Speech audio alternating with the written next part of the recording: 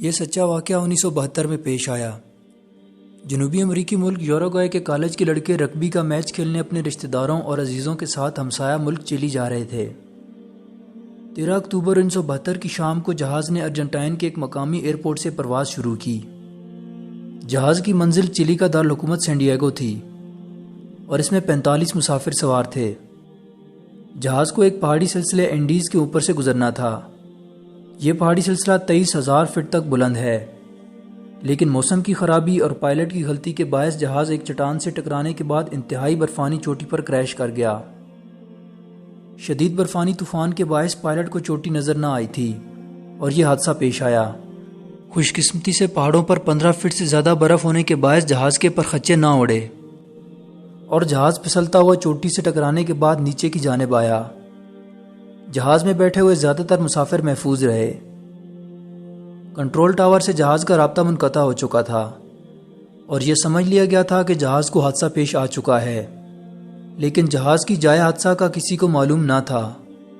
جہاز کی تلاش شروع کی گئی اور 8-10 دن تک ریسکیو ٹیمیں جہاز کی تلاش کرتی رہیں، لیکن شدید برفانی طوفان کے باعث یہ سمجھ لیا گیا کہ جہاز میں بیٹھے ہوئے تمام مسافر مر چکے ہیں اور بالآخر جہاز کو گمشدہ کہہ کر تمام مسافروں کو مردہ قرار دے دیا گیا۔ دوسری جانب جہاز پر سوار مسافروں کے پاس کھانے کے لیے کچھ بھی نہ تھا۔ حادثے کے باعث 45 میں سے 16 افراد ہلاک ہو چکے تھے۔ ہلاک شدہ افراد کو جہاز میں سے نکال کر باہر برف میں دفن کر دیا گیا۔ 29 مسافر زندہ بچے تھے، لیکن 5 کی حالت نازک تھی۔ بچ جانے والے مسافروں کے سامنے سب سے بڑا مسئلہ خوراک کا درپیش تھا۔ اس کے علاوہ جہاز کے باہر 15 سے 20 فٹ گہری برف تھی۔ سب سے بڑھ کر 15,000 فٹ کی بلندی پر شدید برفانی طوفان تھا۔ جہاز میں صرف 10 سے 12 چاکلیٹس موجود تھیں اور کھانے والے 29 لوگ۔ یہ 12 چاکلیٹس 8 دن تک کھائی گئیں۔ ٹرانزسٹر کے ذریعے باقی مسافروں کو 9ویں دن علم ہوا کہ انہیں مردہ قرار دے دیا گیا ہے اور ریسکیو ٹیموں نے ان کی تلاش بند کر دی ہے۔ بھوک کی وجہ سے ان مسافروں کا برا حال تھا اور جب یہ علم ہوا کہ اب ان کی امداد کو کوئی نہ آئے گا تو تمام مسافر شدید پریشانی کا شکار ہو گئے۔ مزید 3 دن تک مسافروں نے انتظار کیا، لیکن اب بھوک کے باعث ان کا برا حال تھا۔ آخر کار ان مسافروں نے فیصلہ کیا کہ جو لوگ مر چکے ہیں ان کا گوشت کھا لیا جائے۔ ان مسافروں نے ایک دوسرے سے یہ بھی وعدہ کیا کہ اگر ان میں سے کوئی مر جائے گا تو باقی لوگ اس کا گوشت کھا سکتے ہیں۔ یہ مفلوق الحال مسافر شدید بیچارگی کے عالم میں 72 دن یعنی 2.5 ماہ تک اس برفانی جہنم میں رہے۔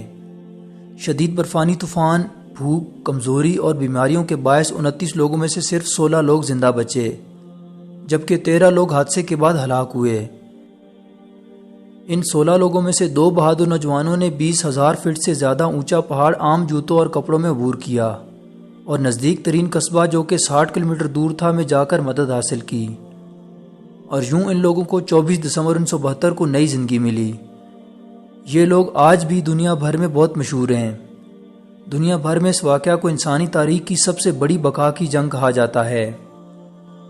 آج بھی جب کوہ پیما اس پہاڑ پر جاتے ہیں اور یہ دیکھ کر کہ کس طرح 2 نوجوانوں نے ان پہاڑوں کو عام لباس میں عبور کیا حیران ہو جاتے ہیں۔